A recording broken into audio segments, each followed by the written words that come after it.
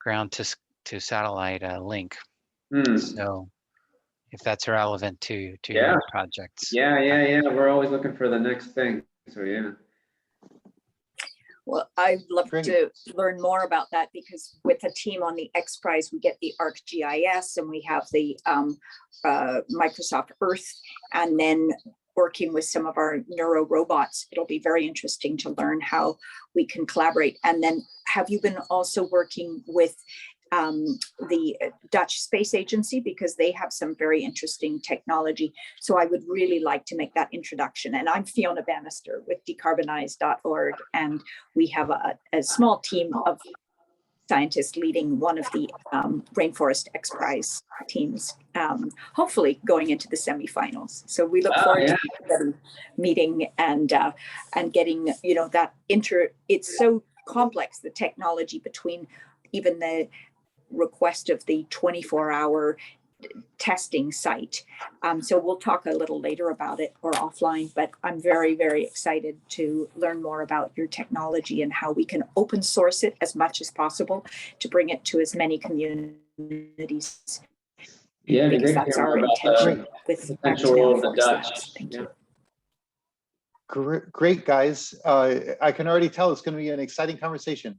So I'm just going to go ahead and set the stage, and I'm going to hand it over to Danielle, who is going to be our MC today with Matt.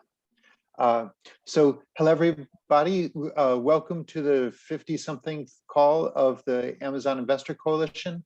Again, this is a weekly call and podcast series dedicated to advancing forest-friendly economic development and the rule of law across the Amazon region of South America. We're a program of the Global Governance Philanthropy Network and Nexus and many other allies.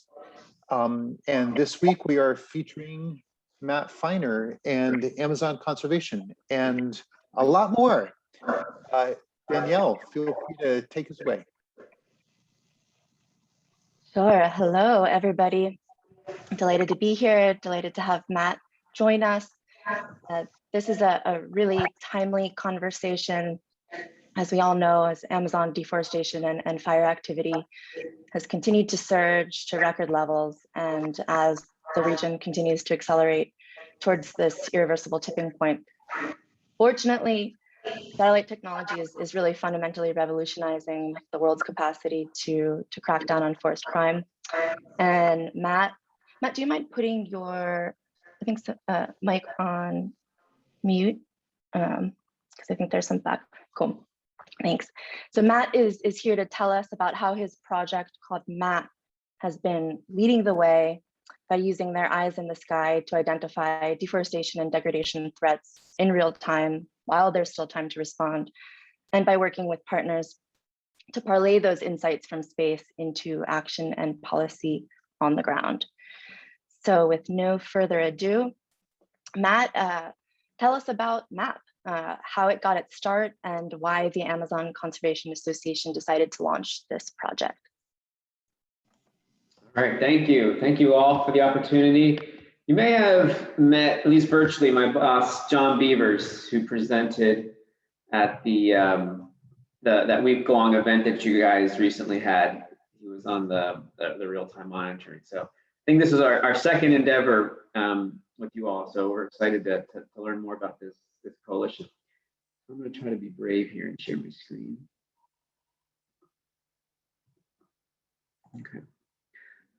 So I was saying I was liberated to not put together a PowerPoint for this. I wanted it to be a little more free, but I do have some graphics to share. And to start,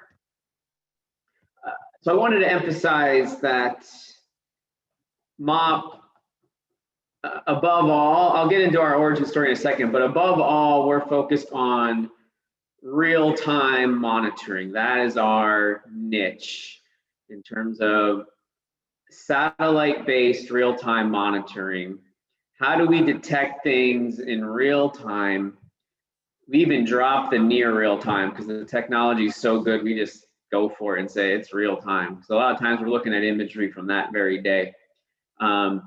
And of course, I think the big hook for real timeness is there's that potential to respond. I think science has evolved. Before we could tell you what happened in 2000, and then we could tell you what happened in 2012. but we're really on that, you know, we're really trying to push forward this, like what happened yesterday or today, the real timeness of it. And to start, I also show you guys, I think our public reports are pretty well known, but we also have a line of confidential reports. This is an example of a template of a confidential report. And this is one that we actually just submitted last week, just to show, you know, this is just between July 5th and July 20th. We noticed this is some organized large-scale clearing in the Peruvian Amazon. And, you know, just kind of happened out of nowhere, right? We're just monitoring, boom, July 5th hits, and we start getting this very organized, mechanized form of clearing. We're able to detect it very quickly and then package it in this confidential report and fire it off to the Peruvian government and kind of give them some space to operate. And then maybe a little later down the road, then we put together maybe a public report. But really kind of pioneering kind of like that confidential public reporting system to really give the government the information quickly, and then later come out with a public report to keep that pressure on. So that's the overview in a nutshell. So satellite-based real-time monitoring is our niche. In terms of how we got started, so here's what our public, I'll start with this. This is what our public website looks like, MAAP. This is where we post all of our public reports. You can see we've published over 140 of these reports since our launch in 2015. And in terms of how it started is I was just in the right place at the right time in northern Peru, in Loreto, when started hearing all these sorts of rumors and how a lot of things happen in the Amazon. You start kind of hearing a lot of stuff about a company, an oil palm company had arrived and was just starting to clear cut forest. But there was a lot of confusion and not a lot of information. And again, so this was about 2013, and that's when I learned to use satellites with some colleagues to figure out what's going on. And so this is what we were able to do. We were able to get this first image in June 2013 to peek through the clouds. It was still pretty cloudy at that time, and really see this clearing that everybody was talking about. And really, we then tracked this in real time from August and September. And then during that process, we shared these images with the Peruvian government and the local press, and these images ended up on the front page of the Peruvian newspapers. And it really made a huge impact, in terms of providing timely, concise information kind of among this chaos of noise and rumor. And then secondly, it had a real visual impact with policymakers and the press. So this was 2013, pretty much literally since this time in 2013, I have been focused and obsessed with real-time monitoring. This was it. And this is all I've been doing literally professionally ever since 2013. And so in 2015, I landed at Amazon Conservation and basically was given the opportunity to keep going with this and basically launch this real-time monitoring program that has become MAAP and published over 140 of public reports. So, so we have one more thing here. So our geographic focus has also been evolving. So our geographic focus started from that spot in northern Peru. And for really the first couple of years, 2015, 16, 17, really focused on Peruvian Amazon. And then we slowly started expanding into Ecuador and Colombia and Brazil. And now we're really looking all Amazon. So here's a recent report. This is from April of 2021, this very year, where we were able to give the first look at what happened last year in 2020. So here's basically all the deforestation hotspots across the Amazon last year in 2020. But the real point I wanted to bring in here is this is our current geographic focused the entire Amazon. So we've basically gone from Peru, Amazon wide, and that's currently where we're at, this Amazon wide coverage. And so with this coverage, we have 3 pillars of our real-time work. Deforestation, which is just the large scale clearing of the Amazon, is 1. 2 is fires.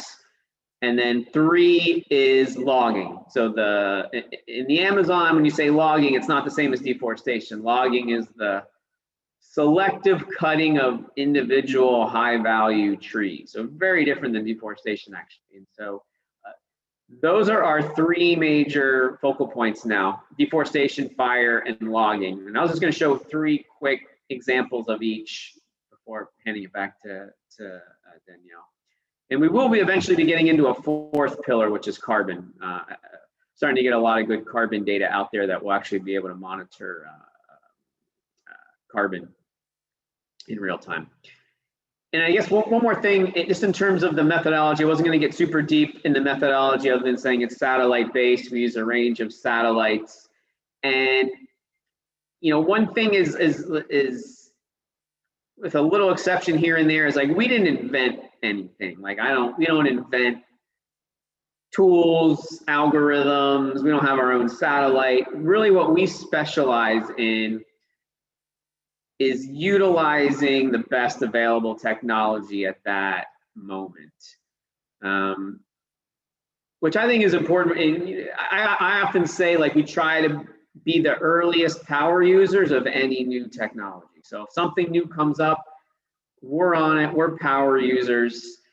And if something better comes up, we're not necessarily attached to what we've been doing, we can move on. That's kind of one of the things in terms of developing your own tools and technology. You're kind of like bound to it because you put so much into it. We're much more nimble in terms of if something new and better comes on, boom, we're on it. Like, we're not hitched to this thing just because. Like, we're constantly just on to the newest and latest technology. So our methodology now is different than it was a year ago, and it's very different than it was 2 years ago and 3 years ago and 5 years ago. It's evolving. Okay, so I was going to just walk through the 3 pillars real quick. So first, in terms of deforestation, this is really our core work and really what we focused on early on in the MAAP career. So for example, we're well known for gold mining, monitoring gold mining deforestation in the Peruvian Amazon, for example. And here's one of our latest. This was timely I think we published this in like April 2021. But we're able to take gold mining hotspots, such as this one in the southern Peruvian Amazon, and really tracking it for fine level changes. So obviously we can spot big stuff, but we're also getting better and better at any new deforestation. We can be on it very quickly. The main sensor we use is Planet, which is 3 meters. So really anything down to the level of 3 meter resolution, we can spot. So for example, these images here are 3 meter resolution. And so you can see at 3 meters, you can visualize very good. So here's October 2020, March 2021. Like I said, this was very timely at I think we had this in March, April, right? But you can see, like, at that 3 meter resolution, you're able to detect the red circles correspond to the same spot in both dates. You can see how you're really able to pick up any change. And also at that resolution, you really get a good sense of the driver. This is a very distinct footprint of gold mining, which looks very different than a road or agriculture or cattle pasture. This is a very distinct signature for gold mining. So this is one example that we're pretty well known for, is monitoring the gold mining situation in the southern Peruvian Amazon very closely. We also really focus heavily on any large scale organized deforestation, because that can obliterate forests very quickly. So for example, here's another big case that we're pretty well known for breaking last year, which is this odd colonization of the Amazon by Mennonite colonies. And here's just a look of between 2016 and 2020, just how these colonies have transformed this section of the Peruvian Amazon. You know, but really what we do, we specialize really is in that more of that real-time monitoring. So here's even between January and October 2020, the red indicating where that new forest loss occurred. And really, we're tracking this on a weekly, daily basis, just in terms of if there's any new deforestation. So do a lot with gold mining. We do a lot with this large scale organized deforestation. And, you know, we also try to pioneer in terms of how to present the information. So, you know, we try to create this very user-friendly, easy to understand graphics without ridiculous legends with 50 things in the legend where you're like spending 5 minutes trying to understand what light pink means. You know, we really try to specialize in easy to understand graphics. And, you know, for example, here's a report we recently did in April looking at the deforestation in the Brazilian Amazon, where one of the tricks we're doing now is stitching together satellite imagery, where you actually can make like a video such as this, where you get more of a visual look at the unfolding. And so the dates here, this is November 2020 into December, January 2021, February, March. And again, we published this in March or April, so it was very timely at the moment. But again, just using satellites to piece together what happened and trying to visually convey this unfolding of the deforestation.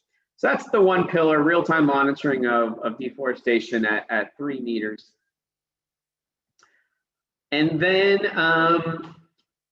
really in 2019, we really got into the fires when the whole fire thing went viral. And so 2019, 2020, and I would argue this year, we're really doing some of the leading work on real-time monitoring of the Amazon fires. And just to show a sample of our work, one of the, and so not only are we're monitoring the fires in real time, which we do have a separate technology for that, which I can get into if anybody wants, but we have a unique technology to monitor the fires in real time. But also, given that we have access to this archive of planet imagery, we're also able to put together the context of the fire. So I think in 2019, there was actually a lot of confusion and misinformation that the Amazon itself was on fire. And that really was not the case. We've really been leaders, I think, in exposing this link between deforestation and fire that I'll show here. Is that typically what you get is deforestation, and then they burn it. So again, so you have deforestation in 2020, November, January 2021, March, June, and then in June it burns. So if you're just a reporter, you do an overflight, it looks like the Amazon's on fire. Like if you just saw that, it looks like the Amazon's on fire. But by having that archive of satellite imagery, we pieced together the real story is, well, they cleared the Amazon and then they burned the remaining biomass. And so we're really trying to push this message of let's not have fire freak out every year. It's the deforestation, and then the fires are burning that deforestation. So you have this tight link between the deforestation and fire. And then what ends up happening is when the dry season really intensifies in August and September, I mean, you can see how this area is surrounded by forest. You can see, like, as the dry season intensifies, this can then escape into the forest, and that's where you can get some form of forest fire. But really, like, the core problem is this deforestation, of them burning of the deforestation. You really don't have this mass lighting the Amazon on fire, which I think many people thought in 2019. Okay, so that's fire. And again, we have an app. So the exception to the rule of us not developing our own technology is we did develop an app, just to confuse everybody. We did develop one new thing, and that allows us to track fires in real time with unique tools that no one else is really using. And I can get into that if anybody wants. Okay, and then the third pillar, also very exciting, is the logging. So we have the deforestation, the fire, but then we have the logging, which is more of the cutting of individual trees. And this you cannot see at 3 meters. This, in terms of being an early power users, we are really piloting this system of tasking very high resolution satellites. So the company Planet has another line of satellites that are 50 centimeters. They're called SkySat. And these are different. They don't have like a set rotation. I mean, they are in orbit, but they're not systematically taking images like the other satellites. These satellites, you have to tell it exactly where to aim and shoot and take an image. So we're really experimenting with getting intel from the ground of where logging is happening, and then requesting an image from SkySat. And so let me show, and then we get images like this, which is down to 50 centimeters, where, especially if you're an expert tech, you can really see the actual down to the individual cut tree. Here's an example of 3 individually cut trees. And so really exciting stuff, just in terms of, because typically with illegal logging, any action happens too little too late. Like they'll stop like a truck full of logs or a boat full of logs. This is really pushing things to actually be able to identify that illegal logging in the field at the moment for the very first time, something that is very difficult to do. And then also we're able to identify, for example, logging camps. You can see like the classic blue tarp tent roofs of the tents. And so this is a new line of work for us in terms of tasking these very high resolution satellites to actually basically see what was previously invisible by satellites, be able to see down to this level of 50 centimeters. So in summary, I've really been pushing this message of this ability to go wide across the Amazon. We're able to do this real-time monitoring across the entire Amazon, but then we can also go deep down to the level of a individual cut tree, right? So wide across the Amazon, but then we can get down to a single tree down here in southern Peru. So really that dual capability of wide across vast landscapes, but we can also go super deep when some sort of illegality is detected and really try to drill down and figure out what's going on and get this information to authorities. I think I'll leave that for the intro. Matt, thank you. What awesome work, really exciting stuff. Just following up on the last bit, how do you assess the legality of the activity you report on? And in terms of this rapid response pipeline from data to action and policy, can you share a little bit about the partnerships that have really made that pipeline possible and some success stories?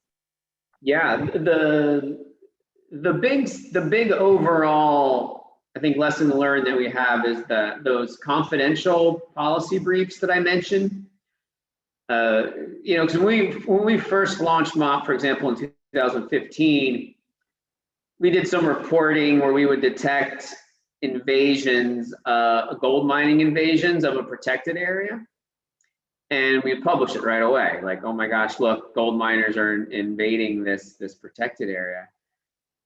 And, you know, the Peruvian Protected Areas Agency was like, what the heck, you know, you're making us look bad. And so we've really discovered the beauty of this, of doing these rapid fire confidential reports to the government, give them a little breathing room, give them time to respond, and then we can publish. If no action's been taken, or we can publish a success story, or, you know, or keep the pressure going. And so I'd say a big turning point for us was learning how to complement the public reports with these confidential reports to the government, which I'd say at the end of the day, our main audience is government officials. From there, our audiences are civil society, journalists, researchers, public at large. But really all that is then added pressure for policymakers, right? So at the end of the day, our core audience, I would say, is government officials, authorities. And in terms of identifying the legality, you know, typically what we do is, you know, at this point we have a massive GIS database of every land use designation that we've come across over the past 5 years, 6 years. And so really just by overlapping everything, we just can get a sense of whether detected deforestation or logging is legal or not, based on where it is. If it's in a zone, in an area zoned, obviously if it's in a protected area, it's illegal. Or, you know, if it's in an indigenous territory, we have a good sense it's probably illegal. Or if it's in some area zoned for more of a forestry use, we have a good sense that it's probably illegal, because you're not allowed to just like go clear cut that area. So just based on this you know, ArcGIS analysis with data layers, we come up with an initial estimation whether it's illegal or not. And then the added beauty of these policy briefs is we basically then put it to the government. Like, we've detected this, according to our analysis, it's likely illegal, can you confirm? And so really these policy briefs also serve as a great way for the government to confirm whether or not it's legal. Because we do run into issues that you know, these data layers are changing often. And you know, one interesting thing now that's tech related is governments are increasingly putting all this online, like all of these land use designations, mining concessions and logging permits and fire permits. That's all going online, but you still run into the issue, like, how updated is it? You know, did they update it 3 years ago or 2 weeks ago? So it's really nice to just get that timely confirmation from the government of illegality. So the policy briefs really serve multiple roles, just in terms of relations with the government, giving the government, you know, because our goal at the end of the day is action, not really headlines and reports and stuff. You know, but then also confirming that, confirming the legality. Thanks, Matt. I'm going to ask just 1 or 2 questions, and I'd like to open it up, make sure that we have time for conversation. So think about your questions all, and feel free to put them in the chat. So Matt, the reports that you guys issue, you use to apply pressure to governments. Are you also looking at kind of supply chain pressures and bringing this information to bear to corporate actors and making it more useful for applying pressure on those sectors as well? I'd say we're on the verge of that, and frankly, that could be a role here. I've had many a conversation with my fellow NGO colleagues about that very thing, but for whatever reason, nothing has been concreted. That's a word. Talked a lot about it, many conversations about it, but it just doesn't happen yet. Just in terms of a dedicated program for us, but you know, we'll get there. You know, it's bound to happen, just because that is a big part of what we do in general in terms of, like, the initial example I had, the rumors were it was an oil palm company, but it turned out to be a cacao company. But we've done a lot of monitoring oil palm plantations. We're actually monitoring ongoing deforestation. I'd say we were the first to detect a new burst of oil palm. I'd say one thing is you don't hear a lot of oil palm horror stories in the Amazon anymore, and I think part of the reason is us and our colleagues is we really kind of put the clamp down on it a couple years ago. There were 2 or 3 really bad examples of oil palm, and we cried bloody murder about it. And one of the main companies, Grupo Romero in Peru, actually scrapped plans for major oil palm expansion and has since committed to zero deforestation oil palm. So we're talking right there, now it's huge. We're talking like 20,000, 30,000 hectares of primary forest that exists today because it wasn't converted to an oil palm plantation. And so, and the good thing about that is if anything really bad does happen now, especially in the Western Amazon, it's so obvious, like those Mennonite colonies, like it's so blatantly obvious because you don't have that everywhere. We're just on it so quickly. And so I think there's a lot of potential because it's really what we do. And we've specialized more in the kind of battling with rogue companies. It's kind of been where it's at now, but there's a lot of potential now in terms of what that's evolved to, in terms of more of a friendly endeavor where we're confirming that there's zero deforestation. We're also very good at creating baselines. Given our access to an archive of imagery, one of the things also that we specialize, in addition to the real-time monitoring, is establishing a baseline of when you see new deforestation. So basically using this high-resolution imagery and basically being like, okay, like as of 2020, this is the state of play. Like this is all the deforested areas, and so we know, as we're tracking it in real time, we know that's new deforestation that's never been cut before because we have that baseline. And so we very easily could create baselines for any plantation, oil palm, cacao, whatever, and then do real-time monitoring off of that baseline. So it's eventually going to get there. It just hasn't happened yet, but we've kind of like knocked down all of the really bad actors, I'd say, and I think there's a lot of potential more in that friendly space. Terrific. One last question from me. I see there are questions trickling in, and then we'll open it up. Actually, it's kind of a two-part question: partnerships and technologies. So, what are some of the partnerships that you're most excited about and that you're looking to cultivate as you look ahead at the future of the Amazon, and particularly where might the philanthropic and investment community come in to support your efforts? And what are the technologies that you're most excited about integrating into your work stream that are emerging remote sensing or analytic technologies? So the partnerships, starting with the big one, governments, we're really looking to replicate what we've established in Peru.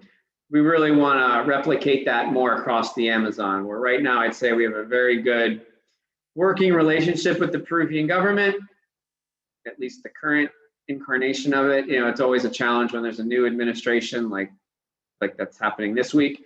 But in general, we have a very good working relationship with the Peruvian government in terms of we put together these confidential reports. We know exactly who to send them to, and they act on them extremely quickly. And we're talking across ministries, across agencies, we just have very deep roots in Peru in terms of making this information actionable in Peru. So what we really want to do is replicate that across the Amazon. So we do have a project now funded by Norway, NORAD, by the Norwegian government. We are working with an Ecuadorian NGO to start working on this in Ecuador. We'd like to do more of this in Colombia. Brazil is, of course, a challenge, but I think like individual states like Mato Grosso, there's potential. So really want to build off of this Peruvian government model to work with other governments across the country. And then kind of like what we were just talking about, other partnerships with civil society and others, just in terms of like monitoring sustainable development, you know, whether with an oil palm company or a cacao company or any kind of company. Like I said, I've had talks with numerous NGOs, just hasn't happened yet, but you know, I think we're eventually going to get there in terms of having some sort of partnership with another NGO, because we don't specialize in supply chain stuff. So we would need that partner to kind of facilitate all of that. And so luckily there are a lot of NGOs in the supply chain space. They tend to get a lot of funding from the NORADs of the world. And so there's a lot of potential there to have good partnerships with other NGOs to do more of what you're referring to in your last question of how to do sustainable development. I had another one on my head. What was, it'll come back to me. My other partnership. I did have another partnership. I'm trying to think what it was.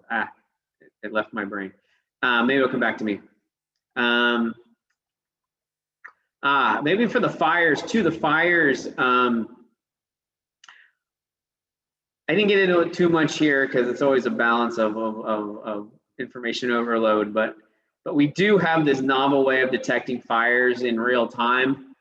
And we really do want to partner with anyone, really, government or NGO, that can use this information, because the fires, like I said, it's the exception to the rule. We actually did invent our own tool.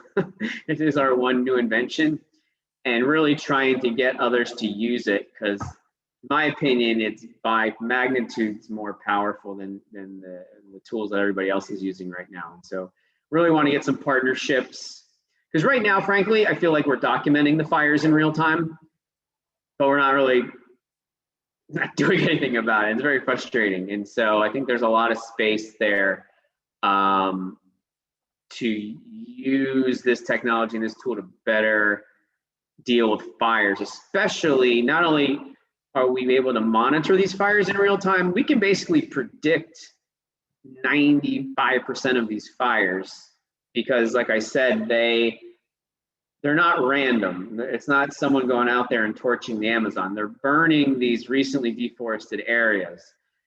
And so, you know, we actually did an exercise last year where we basically just mapped out all of the medium and large size recently deforested agriculture areas, and sure enough, all of them burned last year. And so, you know, the Amazon fires are not random, and so we can predict them, we can detect them very quickly.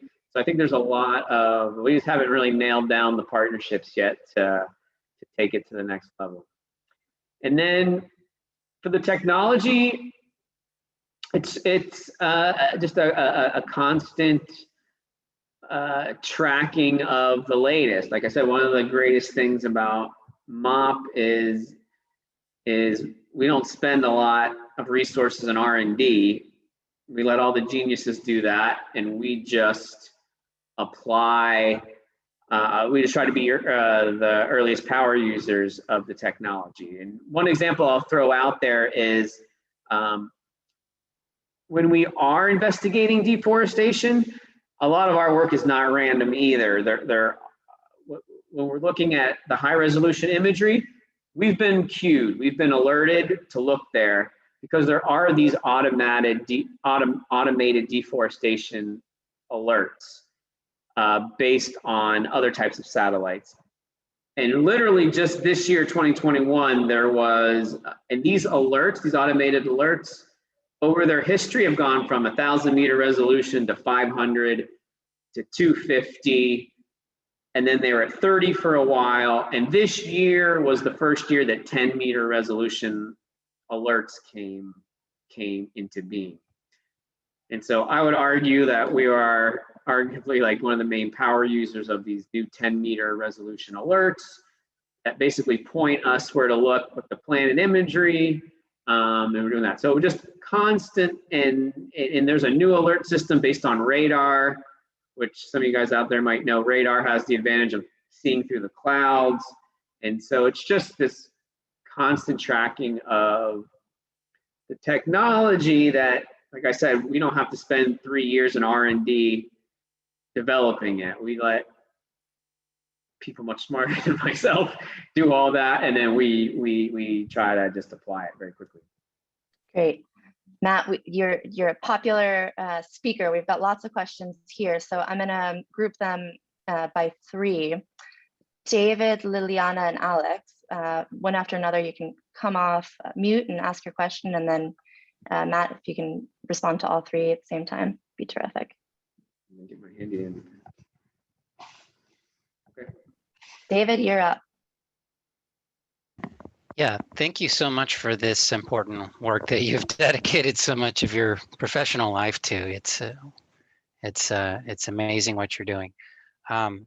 So the ultimate in real time, I think, is real time streaming protocol, and I wonder how far you guys are from being able to incorporate 802.1 as opposed to 802.11, which is Wi-Fi. 802.1 real-time streaming protocol into the detection algorithm. Liliana? And then Alex. Yes, hi.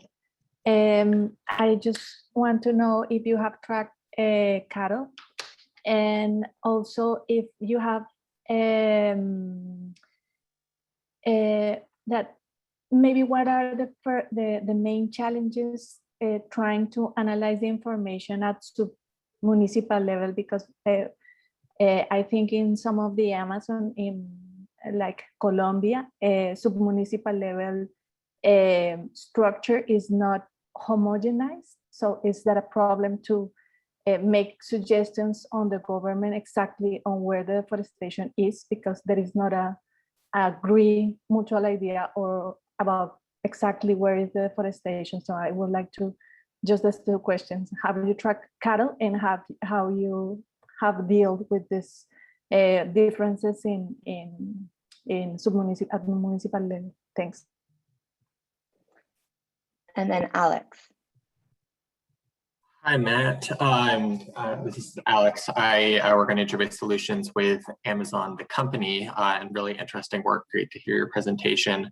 I was wondering about how you evaluate impacts, particularly in Peru. You mentioned a good working relationship with the government. I'm curious how you actually track impacts in terms of increased enforcement actions, or deterrence of illegal logging or gold mining, that sort of thing, based on your confidential reports, and then kind of concurrently in areas where you're tracking but not yet working with the government, like in Brazilian states. Are there other kinds of avenues of impact that you're looking at, or how are you trying to drive outcomes in those other places? So for David, I have to admit I did not understand the question at all. I got streaming, but I didn't get. That was a bit advanced for me. I didn't get the question. Yeah, like in smart cities, when you have artificial intelligence that's detecting people carrying weapons, certain sounds. When even facial recognition uses, generally speaking, it uses this 802.1. It's where you can have a video stream that has an identifier associated with it, like an IP address, and it doesn't really matter how many frames per second you're getting. If you're on that protocol, the video feed can work with a vast number of analytical tools. And I was wondering if you guys, what was sort of under the hood, but that's okay if it's a fair answer to say we're not there yet, or I'm not sure. We should talk. That's, yeah. I mean, we have been seeing some of these new satellite systems with video, but we haven't, frankly, really, you know, for us, kind of like the daily high resolution imagery is what we need. The video, I'm trying to imagine like some possible usage of video, but we haven't really tapped into video yet. Okay. But again, you know, that could be one of these things, you know, again, it's the, you know, every year there's a handful of new things, and you know, it could be, I know, like, we talk a lot internally, we talk a lot about AI and machine learning, and so I really think, you know, in the next year, 2, 3 years, we're going to be doing, you know, incorporating much more just in general, that kind of thing. And again, I'm a big proponent of not us spending 3 years in machine learning R&D, but, you know, really try to track, you know, because I know of teams that are, you know, using machine learning to detect a lot of these things in a much more automated way, whether they're logging roads, for example, I know of, there's a couple of examples, and so I just really try to just follow that line as much as possible. So when something does come online, we can use it. So similar to like any sort of video technology. I do recall, I think one of the planet's satellite systems had video access, but we currently don't have any sort of access to video. So, but it very well could be we talk a year or 2 years from now and we're all about video. So for now, I would just put it under the header of just constantly just being on the lookout for Very good. Well, I will be on the lookout for that. But for anyway, you. feel free to Yeah. ask for send me like a primer on this, but that could be a good way to follow up with you. Yeah, sure. The objective for any of this, I guess, is to tighten the OODA loop, the response time, so that we can call when the guy gets on his tractor to start clearing land, to call him up on his telephone and say, "Guy, get off your tractor. We're watching you." Yeah. So that kind of almost like illustrates kind of like the next, like I said, you know, so at this point you're talking like that 50 centimeter resolution type stuff. And so, you know, this year has really been all about how to like learning how to point a 50 centimeter satellite to exactly where we want it. And one of the things we're pioneering now is how to identify individual little mining boats that are going up and down the river. And so I could see, you know, how that would evolve into a video-based system would be cool. So I hear you. Yeah, if we could, that'd be good to follow up. And then with Liliana, yeah, cattle is arguably the main driver across the entire Amazon. And so we do a lot of you know, a lot. You know, one of the things that we're doing increasingly is using the 3-meter resolution imagery to better understand what is the actual driver of the deforestation. Because like I was saying, at 3 meters, the gold mining has a very distinct footprint from something agriculture related. Similarly, you know, we can tell agriculture from cattle. You know, we've actually published a report or two of just how we distinguish a cattle pasture from more of an agricultural, you know, with crops and such. And so really one of our active lines of of future work really we wanted to go in terms of machine learning. We've been talking, and this is something with partners, is, one of the things that we really want to do is have it much more automated when you do have some sort of agricultural based deforestation, is having some sort of machine learning that can tell you whether it's cacao or oil palm or cattle. So I think that really gets to the next level in terms of policy response, just in terms of understanding what is the actual cause, soy, papaya. So, that is an active field that we're talking a lot about in terms of again, we're not necessarily going to develop the machine learning algorithm, but we always trying to if something like that comes online, like we would love to be early power users of a machine learning algorithm that better tells you what the actual driver is, whether it's oil palm or cattle pasture, very quickly. But Matt, we've got 8 minutes left in the official session, so let's okay, and let me get to Alex's question, because that's kind of like the key one at the end of the day, is the impact. The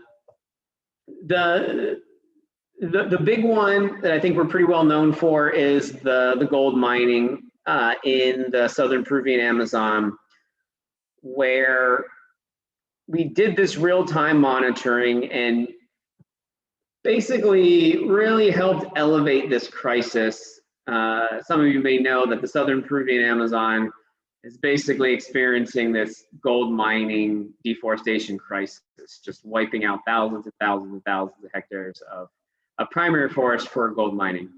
And so we were really part of that drumbeat of information in 2015, 2016, 2017, 2018, really making a huge deal about the situation.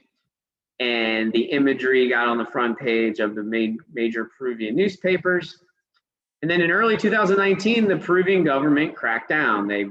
They launched something known as Operation Mercury, which was this unprecedented crackdown of illegal gold mining in the southern Peruvian Amazon. And basically, miraculously, 2 years later, 2021, the gold mining has basically been stopped in its tracks in the major crisis zone. So it's really a good example of how this satellite-based information was used to help pressure government to respond. And really what we're doing now then is going even further in using the real-timeness and identifying any new leakage zones. So it's like, where did all those miners go? And so we've identified the 3 or 4 major leakage zones, and now we're really zeroing in on them with the Peruvian government. With the goal of achieving zero illegal deforestation in certain protected area buffer zones, for example, and corresponding avoided deforestations. And so really the gold mining example is one of the major ones we talk about when talking about impact of the work. And then the large scale agriculture stuff, as I mentioned, I think we were able to thwart a major oil palm expansion in the Peruvian Amazon. The Mennonite examples that I mentioned, the Peruvian government did crack. Basically, there's now we're up to about 4 of these Mennonite colonies that are bubbling up, and the Peruvian government has cracked down on 2 of them.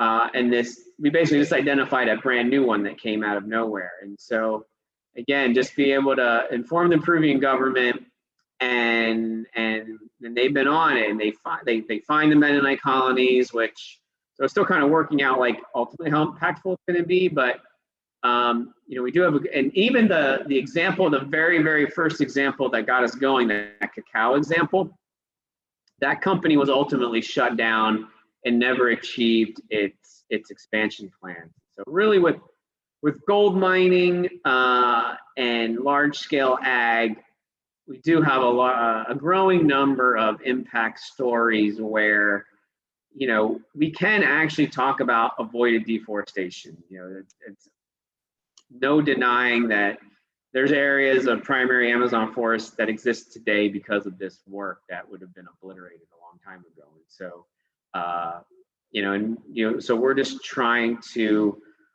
keep expanding that. Most of these success stories have been in Peru. And so really what we're trying to do is expand this in areas outside of Peru. Terrific. So on this question of engaging with governments, Colleen from the Governor's Climate and Forest Task Force has a question for you. Would you like to ask your Sure. question, Colleen? I'll be super quick here because I know time is of the essence. So Matt, this has been a great presentation. You mentioned that you work a lot with Peru. What is keeping you from working with other governments in Brazil and Colombia and Ecuador? What are the challenges? How can we help you how can we collectively help you scale this, get the relationships, have the impact? So in Peru, one thing I did not mention, which is really bad of me, is one of the things that makes Amazon conservation great is that we have sister organizations in Peru and Bolivia. And so I'm not talking about like friendly, or we're like sister organizations. We operate as if we're internal. We have separate boards of directors, but we operate as if we're an internal organization. And basically since 2015, when I came aboard and started building this program, not only have we built up the technical staff in Peru, but the legal staff. So like we have lawyers, like we have a full-on technical team in Peru, but we have a full-on legal team in Peru that's all they do is work on this stuff because it's so complicated. You can't just go waltzing in and do this stuff. So really what you need is a dedicated long-term project, so we're really grateful for like the USAIDs of the world, NORAD, ICFC, the International Conservation Fund of Canada, that have really been funding us over the years to build up this capacity in Peru and in Bolivia. And we're not looking to do that in Colombia and Ecuador, but basically what we're trying to do is kind of simulate that, but with partner organizations. And so we are just starting a new project funded by Norway, where we are working with an Ecuadorian organization to do that. And so it's sad to say, but I would say for Colombia and Brazil, like you need funding. We need a formal project because volunteering, trying to do a volunteer project, we do have partners in those countries, but having a volunteer project only goes so far. At the end of the day, you need funding. You need like this funder mandate.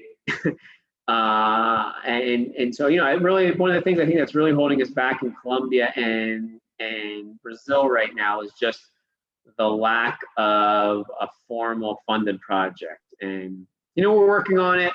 Some of our big projects, like the Ecuador one was supposed to be for all these other countries and it got scaled down to just Ecuador. So we're like, okay. So next, we are looking to do that in Colombia and Brazil. So we'll get there, I feel like, but, I think it's just, it doesn't have to be, one other role possibly for this coalition is I do want to diversify our funding away from just like these mega projects funded by governments, because the application process is very rigorous and draining and the reporting is hard. And so, if we could be more nimble and start something like this in Colombia or in Mato Grosso, we could be up and running, tomorrow if we had more of a nimble funding source. But basically that's what it needs. We just need like a formal thing where we're actually paying our colleagues. It's not like a volunteer army doing this thing. It doesn't work. We just need like a mandated funded project to do it. But we have the partners identified in all these places. We just need the funded project to get it going. So Matt, we are at the top of the hour. This is what I propose. I propose that we get Gwen, Maria, and Mac to ask their questions, and then either if they're around to stick around in our what we call the water cooler time, where it's kind of an informal opportunity. We'll leave the room open to chat and exchange.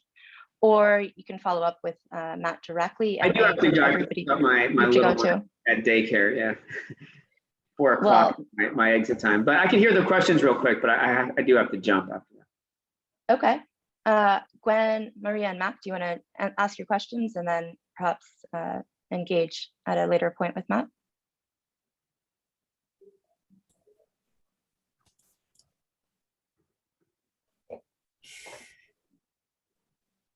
Who wants to go? Hello, I can go if that's okay with everyone. Well, it was the information, Matt, you presented is really useful for us. My name is Maria Belén Duran, and I work at the Amazon Sustainable Landscapes Program. That is a program that is funded by Jeff and implemented with the help of the World Bank.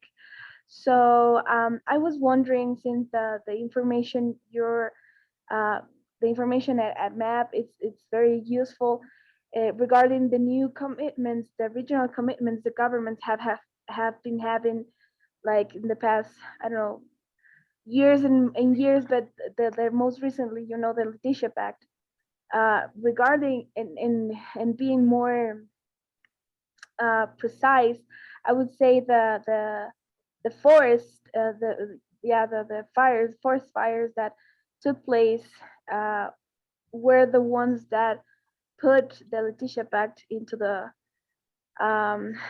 maps of the government. So I was wondering if you and the folks at MAAP or any other ones that you have been having conversations with have thought about doing maybe a comparison of what has been taking place in the Amazon and what the government's committed within the Letitia Pact.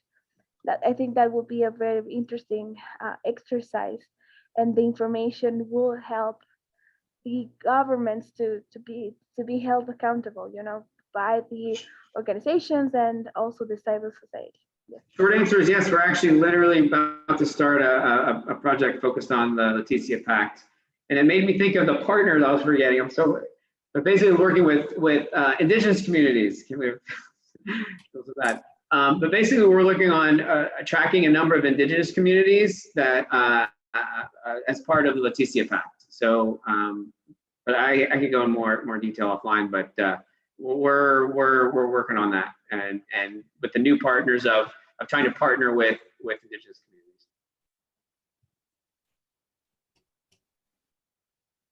Mac, you had a question. Yes, I do. Thank you very much. Matt, thanks for the great presentation. I work with the Igarapé Institute in Brazil. Real quick question is, what does MAAP do that the official monitoring service in Brazil, INPE, does not do? What do you see that they don't see, and what do you bring to the table? Yeah, I mean, Amazon-wide coverage, you know, for one. And, you know, I'm always a big proponent of having official information at the end of the day, but also this independent civil society-led monitoring. So I just always think you need civil society doing its thing, and you need government doing its thing as well. And so, you know, I think just being able to have that real-time monitoring capability across the entire Amazon that's not government dependent is a central role. Now you can get more into details, like our monitoring is at a finer resolution. I think the official real-time monitoring is still basically at 60 meters. And so I feel like we're much more nimble to kind of jump on to the next. You can imagine a government bureaucracies probably not as nimble as we are in terms of being able to adapt. So I would argue, you know, we're able to glob on the new technologies much faster. And like I said, the resolution of our alerts, I think, are much better. So there's a number of things like that. But overall, just having that independence from government because governments are constantly, I mean, look at Brazil as the primary example, and what's about to happen in Peru. It's nice to know that civil society has that capability regardless of what government is doing. Thanks. And who would your clients be ideally, say, in Brazil? So the main potential that we've identified is state governments, particularly Mato Grosso. So we've been working relatively closely with an NGO in Brazil, based in and focused on Mato Grosso. And so I think if anything took root in Brazil, it would be at that level. So basically working with civil society at that state level, say Mato Grosso, to operate in that space, at least for the foreseeable future. Thanks very much. Matt, we don't want to keep you from your daughter, but this, I mean, we're happy to keep this. Yeah, maybe like two more, one more, open. and I gotta bounce. Keep them coming then, folks. We've got time for one or two more questions if anybody wants to come off. One more. I do have to go. One more. Thank you. I was just trying to see this technology and combination is really doing a tremendous work in the Amazon. Is there a future opportunity to see any of it either in collaboration or partnerships? For example, you've got some funding from Canada. I'm sitting in Canada right now. We do have programs with the Indigenous scoping and mapping, also not just the tracking of the whales, but tracking of the forest and the mining companies. And also, I know there would be people in Africa that would very, very much want partnerships. Can you expand on how soon, or if that's going to be in your pathway? And also, I did say that if Gaia Amazonas and the team from Paco, Francisco von Hildebrand and that team, I'd be very happy to set you all up if you need deeper dives. Thank you. It's Fiona Bannister from Decarbonized. Yeah, so I work for Amazon Conservation, so I think that puts a limit on as far as I can personally go. But really, you know, everything we do, I often put in the context of it is replicable across tropical forests. I tend to kind of just leave it at tropical forests. I'm not really thinking of like boreal forests and stuff, but like my brain can comprehend tropical forests. And so really, I think anything we do, so I think physically, for me, the Amazon is plenty big. Like I'm still trying to grapple about still haven't really even gotten to the Northeast, like Suriname and Guyana. I haven't even really wrapped my head around that area. So the Amazon's plenty big for me. But, you know, in terms of another partnership, you know, any of this certainly is applicable to particularly tropical forests. I don't think beyond tropical forests, frankly, but, you know, we've had initial conversations, but there is a lot of potential there to replicate this across any tropical forest, really. Thank you. Happy to support you in any way that we can. We're here to do that. Okay, great, yeah. Lifting you up and making sure you're I'll follow up with the Danielle right in terms of how to best follow. And my boss, John Beavers, unfortunately just coming back from vacation, but I think he'll ultimately be at the point with this group. Great. And Matt, also, I encourage you to copy the chat because there were a lot of encouraging and Oh, wow, I'm just seeing that. Yeah, okay. remarks of Okay. follow up. Okay. Well, maybe I'll follow up with you, Danielle, too, in terms of just thinking about that brief. That sounds John, who missed this, unfortunately. I'll have quite a debrief for him tomorrow. That sounds great. Yeah, it was terrific to have you here, and thank you to everybody for accompanying the conversation. And looks like we might need to create an opportunity for a folloon. There's a lot of like I said, I'd love you to come back with John Beavers. Would be great, actually. Cool. He excels at kind of this next level strategic thinking. Great. Well, in that case, so we can liberate you to your daughter. That's a wrap. All right. Thanks, everybody. Thank you. Ciao, everybody. Bye-bye. Thanks. Have a good one. Thank you, everyone. Have a good one.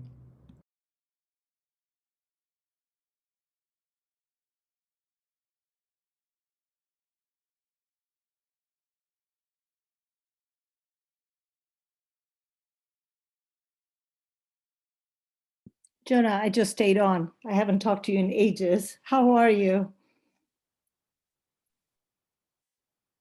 Hey, good. How are you? I am doing well. And you? I'm good. I've just finished moving to Seattle, or to the area. That is So I was, hilarious. It's almost like every And- second person that I am talking to is somebody in Seattle. It feels that way in the oh, really? last 3 weeks. Yes, it's so weird. Of course, Oh, wow. Marga wasn't on because if she was, it would be, yeah, she wasn't on today, but yeah, so kind of interesting. Very cool.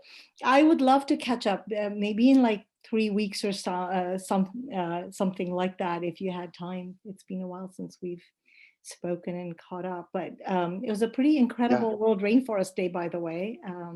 Wanted to tell you about Oh, that wow. as well. Yeah, I'd love to schedule a call. Then, yeah, 3 Gonna weeks say sounds good. goodbye. It's a real Hello and busy goodbye, time. everybody. Thank you. Bye, Fiona. I love you so much, Neantha and Jonah, and all the work you do on the planet. Okay, cheers. Thanks, Bye. Fiona. Love you too, Fiona. Bye. Great. What were you saying, Fiona? Yeah. Oh, yeah, 3 weeks sounds about right. My schedule is nuts right now. After having been I off for a know, week. that's why I said 3 But, weeks, by yeah. the way, just because. Yeah. Yes, but yeah, there's some cool things to think about. And this was brilliant, by the way. It's got me thinking about several things as well. I'm thinking Great. World Rainforest Day was when a whole bunch of people came together, and they were like, oh, this is great, the conversations that happened. And it's made me think about how we move forward in a very different way. So yeah. Great. All right. Okay. I look forward to it. Yeah, same here. Okay. Tell Texas I said hi. I will. Thank you. Okay. Have a good one. Bye for now.